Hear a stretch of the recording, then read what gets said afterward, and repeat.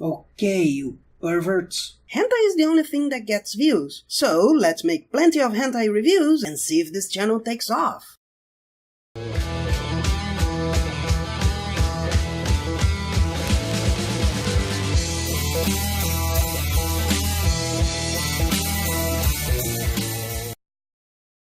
Follow my socials. Bust to Bust is a comedic hentai with not one, but two subtitles. And despite saying it's rotten, the execution is particularly good for a hentai. At first. The story isn't super complex. Yes, it's a porno. In No Matter Where, a student is missing classes and a classmate takes the work she's missed. She doesn't want to let him in, but he needs to show her what's going to be in the following week's tests. While she is still visibly upset, he finishes what he has to do, says he's going and just needs to use the bathroom, opening the wrong door. And well, how could he imagine there'd be a huge room here? She gets embarrassed, thinking he'd hate her for being an otaku, but since he doesn't judge her, they become friends. And while she leaves the room to get something, he sees her drawing book, full of yaoi. Again, she thinks he would judge her, but he's impressed by her artistic skill, and this makes her finally feel accepted.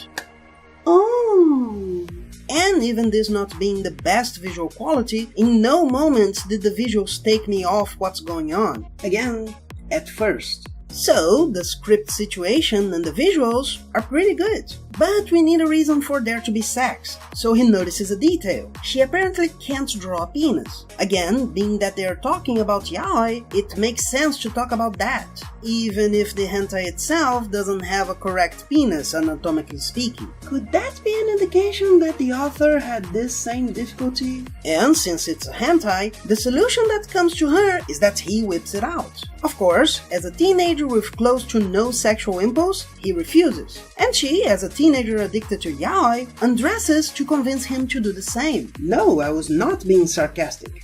It is a part of the characters that she thinks about sex a lot, and he doesn't. And since it's a hentai, what comes to her is an uncontrollable urge to suck him off. But as much as they use tropes, the relationship between the two feels genuine, so it works well. It's also worth mentioning that there is an interesting duality here. She is more dramatic like in an anime, while he keeps his feet on the ground. The person that closes herself more and sees the world through fantasy tends to exaggeration, while the one with more contact with people is more balanced. You could see this as a potential hikikomori being saved by a guy, or simply a recluse being less so after finally finding someone she can trust. Either way, it's interesting that the interaction with the world, or lack thereof, is being explored. But back to the fuckery. Magazine she left on the floor get wet while and she complains that she drank his and he didn't hers. Yes, it is a porno. She says he's an ass, to which he replies she's an M. Yes, it is an anime. And the girl celebrates finally being able to draw a penis. Yes, it is a hentai. It's a basic story, but the two characters seem like teenagers that could exist. And as an otaku, I appreciate a story that doesn't see all of us as weeaboos. The community has its problems, but nothing's gonna get better if you pretend that every fan of Japanese culture doesn't live in reality.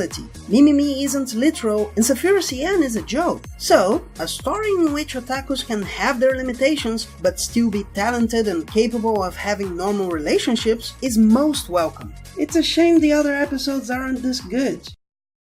And if you enjoyed it, please like, share, sub to the channel, and hit that bell.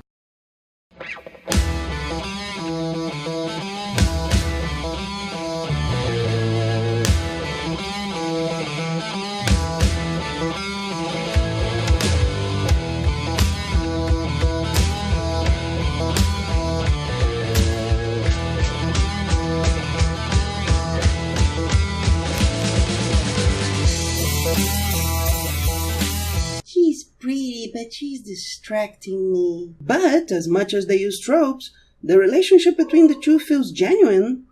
God damn it. But as much as he uses tropes,